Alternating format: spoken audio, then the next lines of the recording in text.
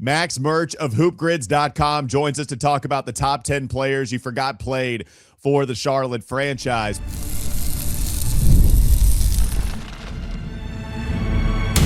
You are Locked On Hornets, your daily Charlotte Hornets podcast.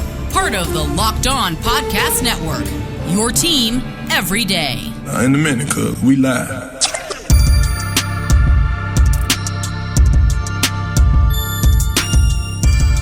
Welcome, Max Murch of your favorite website, hoopgrids.com. All the sickos' favorite website. Follow him on Twitter at hoopgrids. Max, he is the man behind all of the hoopgrids logos that he's putting over his face when meeting Gerald Wallace and meeting Muggsy Bogues and doing all sorts of Charlotte-centric things because he's new to the area. Max, welcome to Charlotte. Welcome to the Locked On Hornets podcast. How are you doing?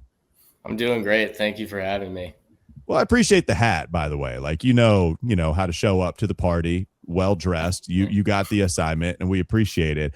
Before we get into what I'm excited about, because we're celebrating the 10th anniversary of not only the Locked On Podcast Network, but also Locked On Hornets, your party favor that you brought to the table was the top 10 players you forgot played for the franchise, which is just like right up our alley. I mean, we play this game borderline almost every day anyway, so it's nice to outsource some of this work. We appreciate it.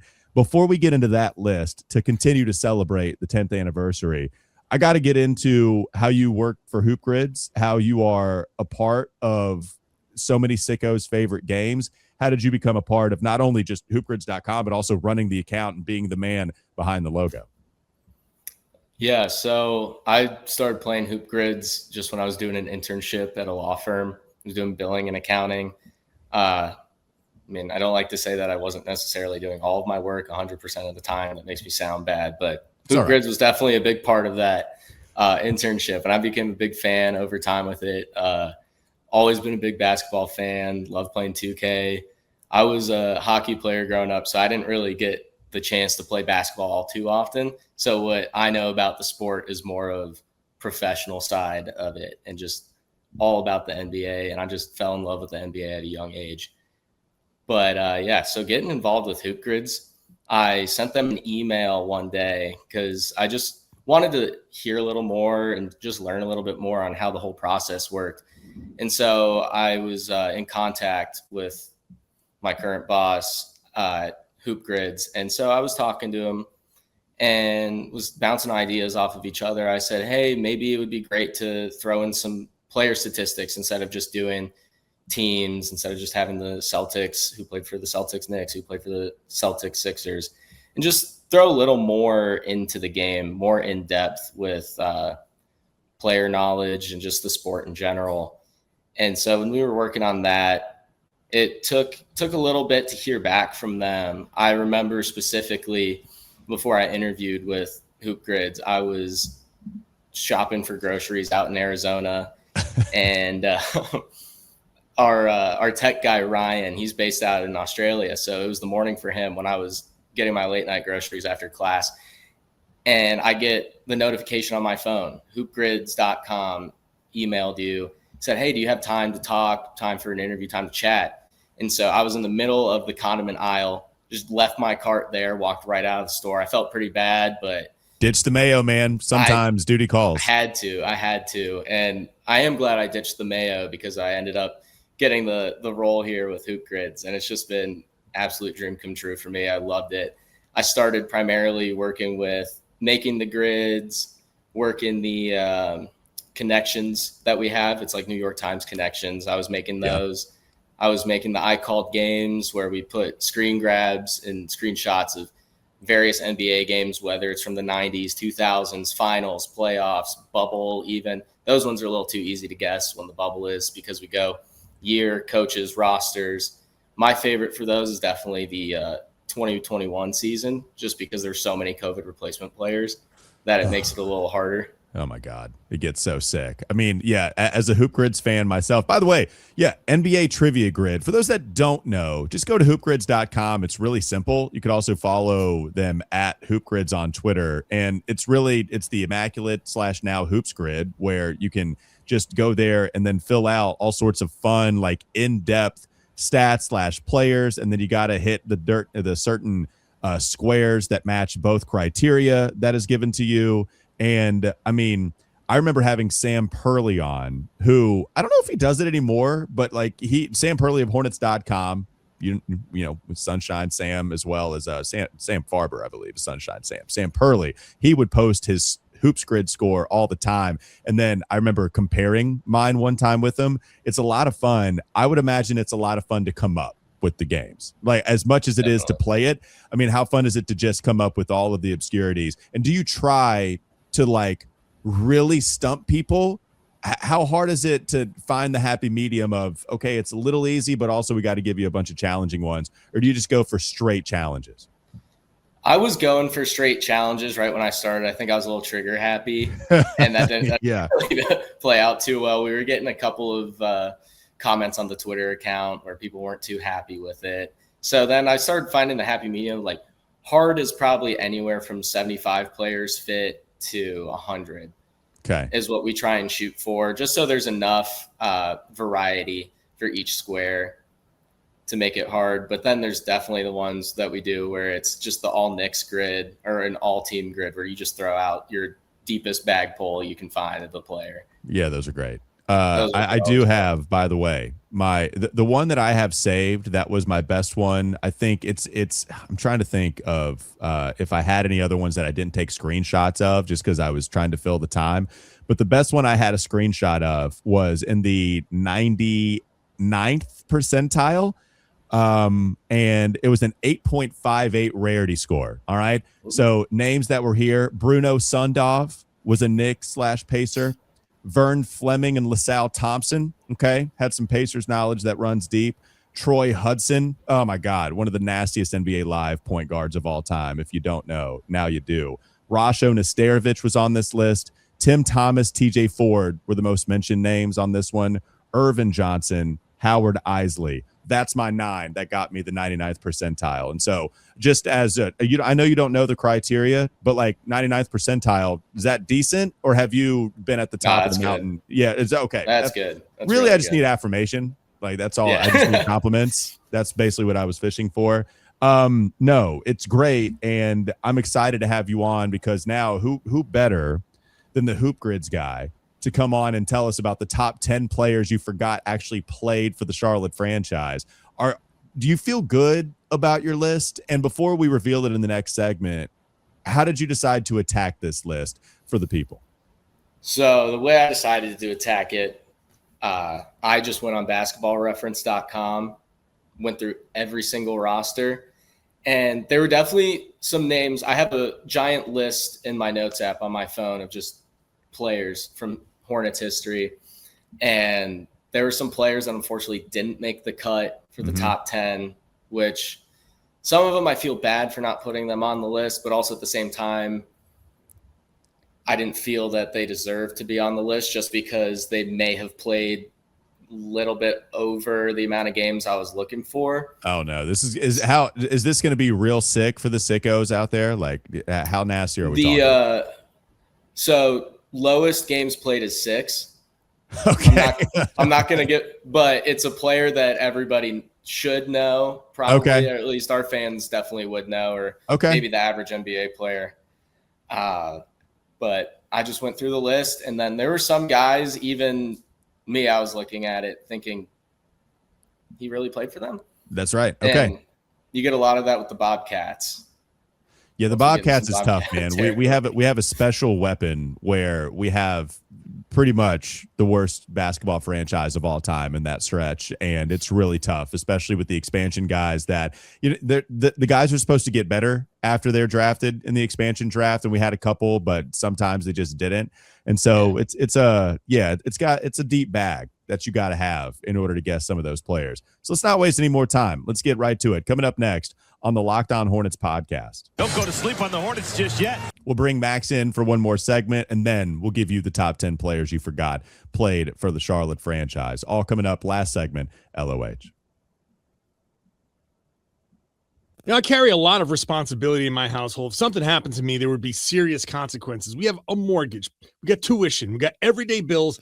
Those aren't going anywhere if something happens to me. And I know that's an overwhelming feeling, but I'm taking steps to protect my family by getting life insurance through Ethos. Ethos makes getting life insurance fast, easy, and 100% online. You can get a quote in seconds, apply in minutes, and get same-day coverage. There's no medical exam. You just answer a few simple health questions. You can get up to $3 million in coverage. Some policies are as low as $30 a month. And as of March 2025, Business Insider named Ethos the #1 no medical exam instant life insurance provider. Ethos has 4.8 out of 5 stars on Trustpilot with over 3,000 reviews. Protect your family with life insurance from Ethos now by going to ethos.com/LocdownNBA. In as little as 10 minutes, you can get your free quote and up to $3 million in coverage at ethos.com/LocdownNBA. That's ethos.com/LocdownNBA. Ethos.com/LocdownNBA. Application times and rates may vary. All right, Max, it's time. Let's go 10-1. The top 10 players you forgot played for the Hornets/Bobcats/Horncats franchise. And I guess, yeah, go ahead. The floor is yours. And maybe we can talk a little bit about each of them after you reveal them. But go ahead and let's reveal the 10th Hornet All right, so you forgot played for the team. For number 10, I thought I'd start off with somebody that everyone in our great state of North Carolina would know. Mm-hmm. And at number 10, with 54 games played, an average of 8.8 points, 4.8 assists, and 1.4 rebounds, we have Dennis Smith Jr. Oh, yeah. You know, great pull here. Number 10, Dennis Smith Jr., probably being recent, but I like it because this is the kind of list that if you were to come back and visit it 5, maybe 10 years from now, you would absolutely forget that Dennis Smith Jr., he suited up in the purple and teal.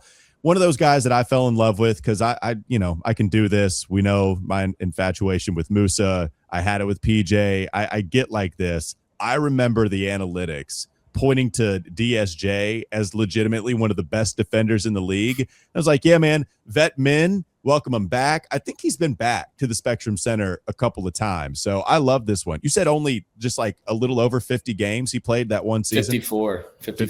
All right. I love it. Off to a strong start. Who's number 9? So with number 9, we have 25 games played, 11.4 points, 2 assists, 4.9 rebounds, also wore the number 8, Montrezl Harrell. Oh, my God. Just talked about Montrezl Harrell today. Montrezl Harrell will also forever hold a soft spot in my heart because I felt like in the play-in game, even if he's going to be a swinging door defensively, allowing you to get to the hoop, that was the guy that seemed ready for the play-in moment. And then I was just talking about this today.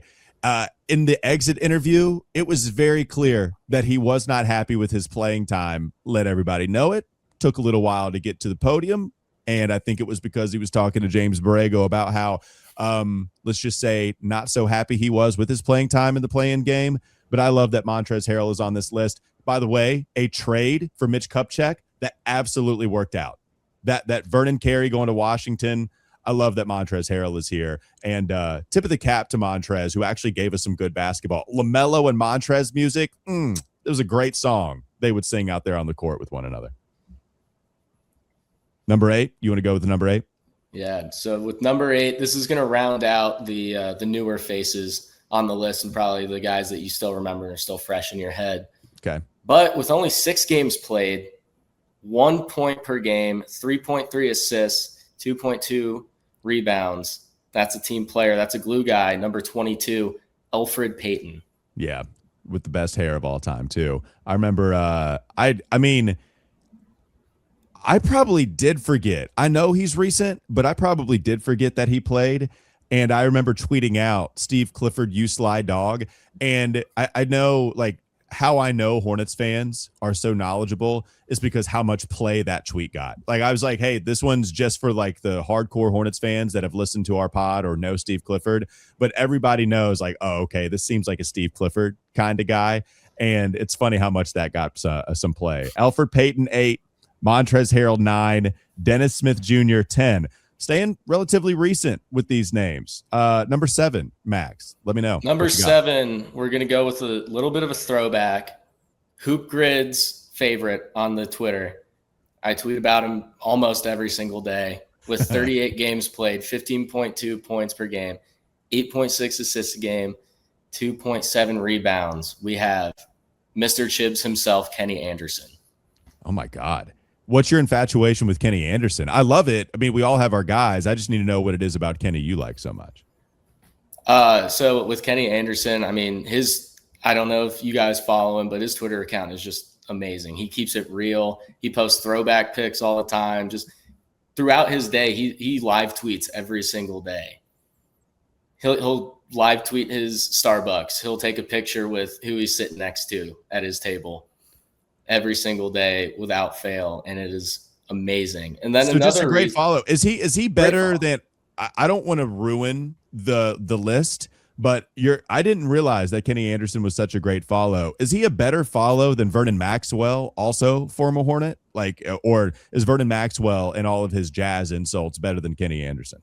So they're opposite sides of the spectrum when it comes to posting on Twitter. Kenny Anderson keeps it extremely positive. Like with the Knicks in the finals, he tweeted out, I think I remember because I sent it to my dad. It was he said, "Rooting for the Knicks because of my mom. Always a Celtics fan at heart, but I was drafted by the Nets, number 2 overall. So I'm always we got a little New Magic Jersey Johnson. Net." We got a little Magic Johnson to his game, is what we're saying. Yeah. Like he likes to keep it positive. It's okay. good. I love it. All right. Kenny Anderson, nasty with it. Number 7. Number 6, just missing out on the top 5 of top 10 players you forgot played for the franchise. Let us know. We got 39 games played, 4.4 points per game. Our first guy under 1 on any stat, 0.6 assists, 1.8 rebounds. Number 5, Fab 5 member, Juwan Howard. Okay. Is he number 6 or number 5? Did we skip one? No, he's number 6. He wore 5 with the Bobcats. Gotcha. Number 5. I got what you're saying. You know what's funny? Like I like that you're not trying to just make the deepest pulls and go with a Nate Darling, right? Like no. I like that you're coming up with names that people pretty much know. Like all of these names are pretty recognizable, because I think Juwan Howard is a great one to mention. I think if you asked the common NBA fan, 100 common, like pretty well-versed NBA fans are going to know who Juwan Howard is. Like, I think you have a survey of 100, all of them are going to know who it is. And then you're going to ask those people to list all of the teams that guy played for. How many are getting the Bobcats? Are like 3? I mean, really, that's a great one. That's my favorite one so far. And just missing out on the top 5. That one's tough. I mean, with making this list, I didn't want to. I've seen lists before where it's just there's names where it's a guy that had maybe a couple good summer league games and got called up from the D League, and they're like, "Oh, do you remember when he played?" And to me, that's just not the list that I want to see. I'm sure that's doing not too the list much. you want to see. You're doing way too much. It's got to be names that are recognizable. It's got to be college stars that you didn't know, that didn't pan out in the NBA, that you didn't know their career lasted past their first team. Yeah, it's great. I love it. It's almost like you do this for a living. If not, you absolutely should. Real quickly, I want to tell you that this episode is brought to you by 5 Hour Energy. There are certain flavors that instantly feel like summer. And for a lot of people, those classic red, white, and blue freezer pops are right at the top of the list. Oh my God, those popsicles were amazing. Sweet cherry, lime, blue raspberry, all of them. It's one of those nostalgic summer flavors everybody recognizes, which again, the lime part being the white, I never knew that as a kid, but now I know. It's kind of melting my brain a little bit. Now 5 Hour Energy is bringing that flavor combination into the new Firework Freeze 5 Hour Energy Shot, blending sweet cherry, zesty lime, and electric blue raspberry into one refreshing shot inspired by those iconic summer freezer pops. Ignite your taste buds with the flavor of the summer. Get a firework freeze 5-hour energy shot today. For more information, visit 5hourenergy.com. Also, this episode is brought to you by Quo, spelled Quo. Missed calls and slow follow-ups, they can cost businesses more than they realize. Every unanswered call, forgotten text, or delayed response could mean a missed opportunity, a lost customer, or revenue left on the table. That's why today's episode is brought to you by Quo, spelled Quo, the business communication systems built so you never miss a call. Quo brings your team's calls, text, and customer conversations together in one place, helping businesses stay organized, responsive, and connected. Quo simplifies communication for an entire team. Instead of juggling multiple phones, inboxes, and message threads, everyone stays on the same page and focuses on servicing customers. Money's on the line. Always say hello with Quo. Try Quo for free, plus get 20% off your first 6 months when you go to quo.com/LockedOnNBA. That's Quo, Quo, quo.com/LockedOnNBA. More Locked On Hornets ahead.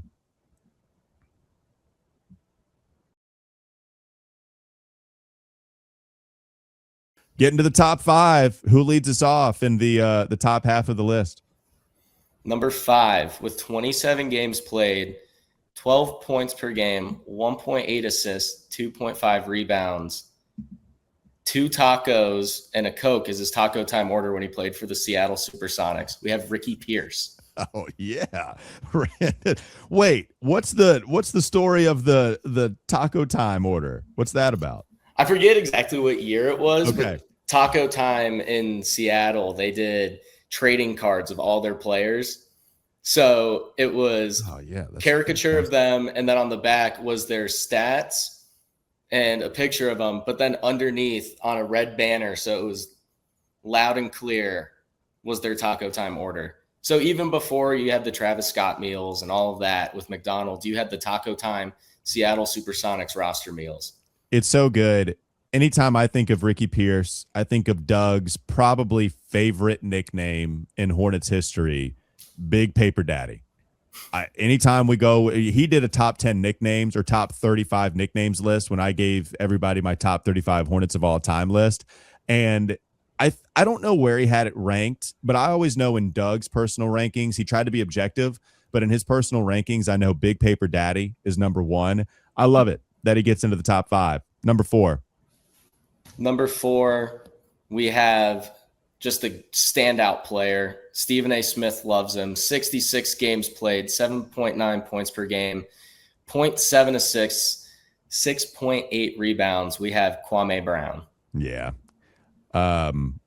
Now, if he listens to this podcast, do you think he'd be mad at us for listing him as a forgotten about player? And if he does view this as a bad thing, I'm just letting you know right now, watch the hell out, because that is somebody that I don't want any beef with whatsoever after he tore down a lot of people in his day. I'm actually quite scared. I want to know if you thought about that before you put him on the list. You know, it definitely came to mind. I wouldn't necessarily say we're giving him praise for his performance with the Bobcats, so maybe that helps us out a little bit. Yeah. I mean, he's, despite being a quote-unquote bust in the league, dude, quote-unquote, Kwame. Hey, quote-unquote. We didn't say it. That's what everybody else is saying. That's what I've heard from a lot of people. But the dude put up solid bench minutes and solid bench stats. If he wasn't such a highly touted recruit coming into the draft, I feel like he's viewed differently, and that is a good basketball career. That is a good rotation guy. Solid. You know, I actually saw him randomly working out with a player that was, I don't know who the player was, but he was clearly trying to help him get ready for trying to make like a summer league roster or whatever. That was in a random gym in Indianapolis, Indiana, of all places. And I was like probably 12 years old. I didn't have the gumption to go up and say what was up to him, but clearly trying to help this guy out. That's how I'll remember my Kwame Brown. All right, number 3, who you got? Number 3, we have one of the greatest Oregon Ducks of all time. 25 games played, 4 points per game, 2.2 assists, 1.4 rebounds. We have Luke Ridnour. Yeah, love it. In fact, Luke Ridnour, I can't tell you all the teams he played for because there's the infamous, I'm sure you know this being who you are. There's the infamous, 2-day stretch where he got traded through like 5 separate teams. The Bobcats, I think maybe it was the Hornets at that time. I think they were the Hornets at that time. I forget. It was right at the transition. But he was traded like 5 times, played for 7 teams, played for 7 teams in 2 days because he just kept getting flipped for assets, flipped for some other player. That's a perfect one. Luke Ridnour. You're right. It's great. Number 2, we have a guy you mentioned earlier, another big face on Twitter. We got 31 games played, 6.8 points, 1.3 assists, 1.4 rebounds. Only one published photo of him in a Hornets uniform, and it's the side of him. So we got Vernon Maxwell. I blew up your spot. It's a great one, though. And I got to tell you, we thought we were going to interview Vernon one time on Wes and Walker. I got stoked knowing who he, just knowing the type of personality that he brings to the table. Everybody knows who Mad Max is. And I was doing a lot of research on his Hornets days, and I don't think I have it saved. I was looking at my notes frantically to try to figure out when it was. But I believe Vernon Maxwell actually has one of the more forgotten about shots in Hornets history. I think he beat the Celtics on like a last-second shot in a Hornets uni, and it's just nothing anybody talks about because why would you? Like I love that Vernon Maxwell played for us, and now he's one of the guys that played for a few different teams and decided to stick here in Charlotte. That's happened with a whole bunch of athletes. And Vernon Maxwell, welcome to the Queen City. Welcome to the top 10 players you forgot played for Charlotte. All right, here's the list so far. Let's do a rapid-fire breakdown. First, you have Dennis Smith Jr. Number 9 is Montrezl Harrell, 10 DSJ. 9 Montrezl Harrell. 8 Elfrid Payton. 7 Kenny Anderson. 6 Juwan Howard, my favorite. Ricky Pierce is number 5. Number 4 is Kwame Brown. Number 3, Luke Ridnour. Number 2, Vernon Maxwell. Max, it's time for the number 1 player you forgot played for Charlotte. Who is it? Before we get to the number 1, I would hate to go without mentioning some of these guys. This is okay if I do a couple honorable mentions. Yeah, man. Yeah, hit us. I'm just going to fire through my list that I have right here. Please do.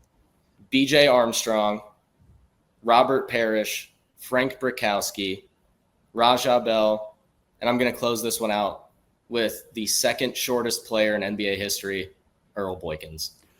I mean, I love Boykins and I love Raja Bell being on this list because you're right. People forget that not only did we have the shortest player of all time, we also had the 5'5" dude. I love that we had Earl Boykins for a little while. It's fantastic. Okay, great mentions. Time now for the big shebang. Who you got? All right. At the number 1 spot, 37 games played, 7.9 points, 1.5 assists, 1.3 rebounds. He's a familiar face on television for the Bobcats. Number 8, Steve Smith. Oh, my God. The Smitty baseline move, the turn back in a Bobcats uni. I think you're dead on. I don't think many people would ever remember that he played for the Bobcats. That's an all-star too. I don't think he ever got all NBA, but how many times did he make an all-star team? If you remember searching the basketball reference page, off the top of my head, I can't recall, but I mean, that's a pretty big name to play for the Bobcats. I mean, even just looking back on it now, that's somebody that you definitely don't associate with him as a Bobcat. I'd say probably more of an Atlanta Hawk, but so one-time all-star. One-time all-star was a all-star with the Hawks. You're right, in 97 and 98, and played for the Bobcats in 2004. 2005 was a part of the expansion team, right? Or is that 03? Yeah. No, it was a part of the expansion team. And then averaged, as you mentioned all the stats, played for Miami the last time. That was his last team he ever played with. Started one game for that Bobcats team. I love it. That's the list. Vernon Maxwell, number 2. Steve Smith, the other Steve Smith coming in, number 1. We're celebrating the 10th anniversary of the Locked On Hornets podcast and the Locked On Podcast Network. This guy knows ball. Make sure you go check out hoopgrids.com, at hoopgrids on Twitter. And Max, I know you guys are working on some other stuff that people should be involved with. Tell them what you got going on. Yeah, so we have a couple other games. Obviously, we have the grid, which is our most popular, but we also have our New York Times connection style game where it's all NBA players and you got to figure out how they connect. And that's connections.hoopgrids.com. We also have I Called Game, which is screenshots from various NBA games throughout history. It could be from the 80s. It could be from the 90s. It could be from the playoffs, the finals, the bubble, which we think is a little too easy. So we try and stay away from the bubble. But that 2021 year is exciting when you have to name all 12 players that suited up for that game and were listed as active on the roster. Because with all those COVID replacement players, it makes it pretty hard to do. There's obviously some other ones that are a little easier to do, like the Showtime Lakers. But icalledgame.hoopgrids.com. Try it out. That one's always fun. This one's for the sickos. Max, we appreciate the time, man. Thanks a ton. Yeah, thank you. Congrats on 10 years. Yeah, absolutely. Thanks again. That's Max Murch of hoopgrids.com. Go check it out. I know I'm going to be playing as well. We appreciate everybody for making us your first listen. We're free and available anywhere you get your pods. That includes YouTube. Still, check out Doug's Substack, even if he's not here, everyhornetsboxscore.com. Evan Hale helping produce every single episode. Also contributing to everyhornetsboxscore.com. And I'm Walker Mehl. Listen to me, WFNZ, every weekday from 12 to 3 p.m. Sports Radio 92.7 FM.